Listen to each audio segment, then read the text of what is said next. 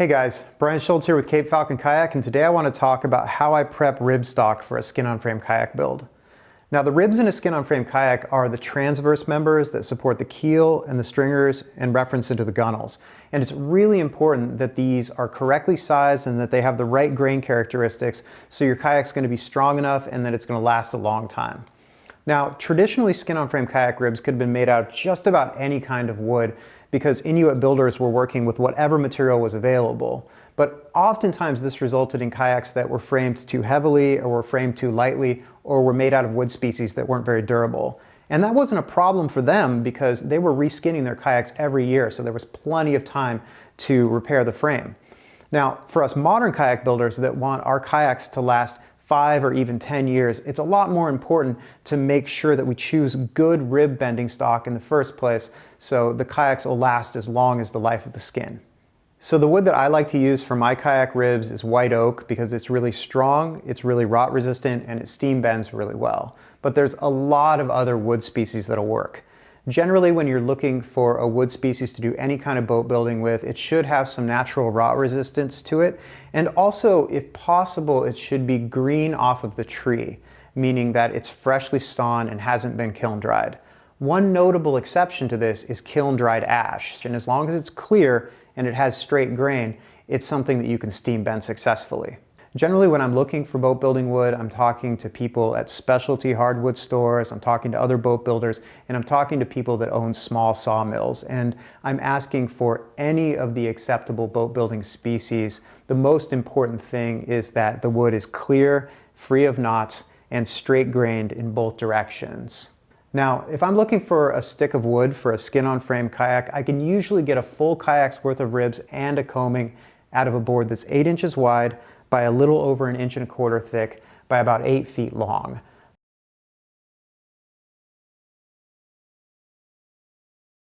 So now let's talk about grain orientation and wood selection. Once you've planed your board, you want to take a look at the grain and you want to carefully select the longest, straightest, clearest sections that you're going to set aside to make your coamings out of.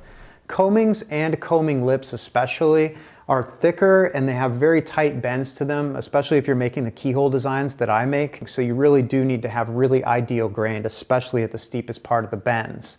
Now, I would recommend making sure that you set aside at least twice as much wood as you need for that in case you break your first coaming, or maybe just make your coamings completely before you start cutting the wood up to make ribs out of.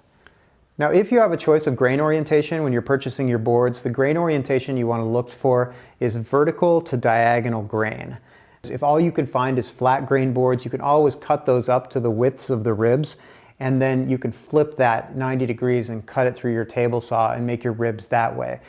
So how big should you cut your ribs? This is kind of a hard question to answer because obviously you could make a kayak with lots of little ribs or a kayak with very few big ribs.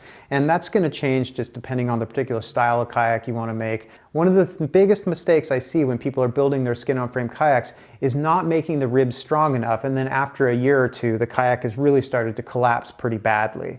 So the following are kind of my general rules of thumb. For my kayak designs, the ones that are more like a conventional kayak size, I've found that ribs that are just a 1/64 over 1/4 inch thick by 1.25 inches to 1 5/16 wide, spaced at about 6 inches, tends to give me a robust enough framework to really resist most of the rib collapse effects.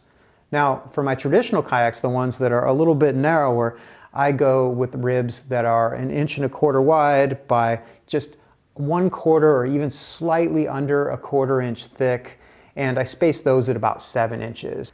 So even if I've taken care to purchase the best boards that I can, and if I've cut off any wood that's less than ideal before I started cutting my ribs, and even if I've selected out some of the very worst ribs and gotten rid of them when I was cutting them on my table saw, there's usually quite a bit of variation in the grain, even in the ribs that are going to go into the finished kayak. Now, the wood that I work with is of such quality that I could put pretty weird grain into a kayak and it would never be a problem. But if you're working with less than ideal wood that is a little bit too dry or just might not be that good of a bending species, choosing the best grain for the particular spot that you're ribbing in the kayak becomes really, really important. So to illustrate what I'm talking about a little bit more clearly, I've just cut a bunch of ribs off the table saw. These ribs are nice and moist so you can really see the grain, and any ribs that are totally unacceptable have already been selected out of the process. So you can see I have the ribs here laid out into 3 different piles. And the first of those piles is my clearest and straightest grained wood. And this is the wood I want to use for the center of the kayak, where the ribs are fairly long and they also have fairly steep bends right towards the end of the rib.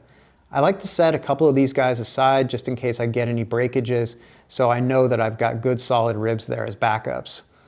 Now, the ribs in the center pile here are ribs that have some issues, a little bit of funky grain all along the length of the rib.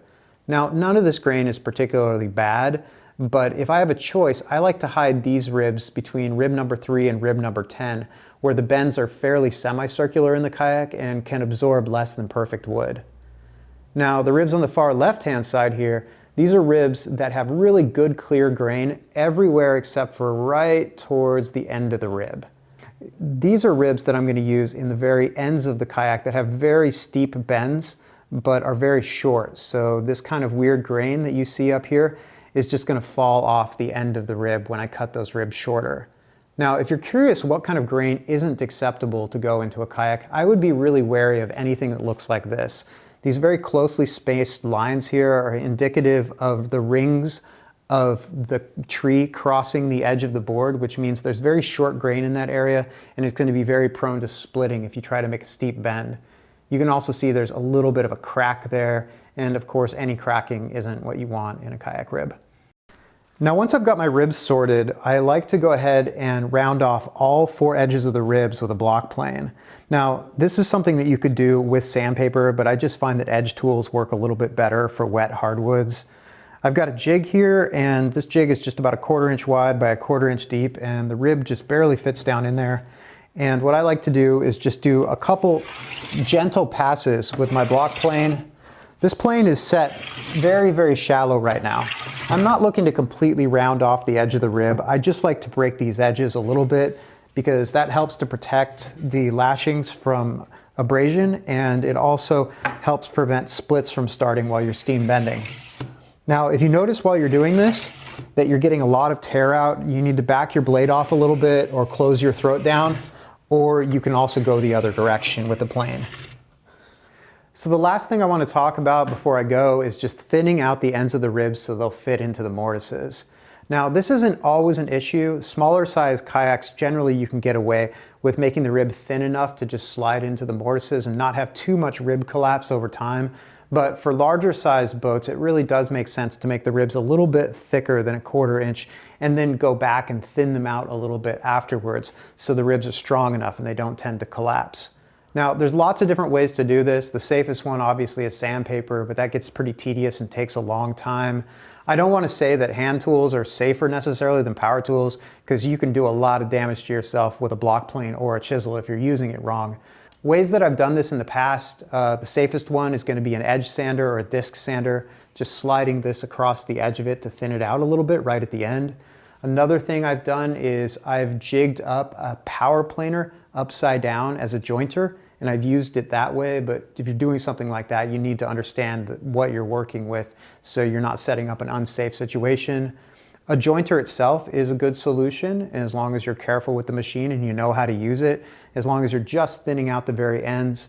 But what I've been doing lately that works really, really well is actually just thinning these vertically on a table saw, where I extend the table saw blade 7/8 of an inch above the height of the table saw bed, and then I slide this along the fence and I just take off a tiny little bit off the front face of the rib here.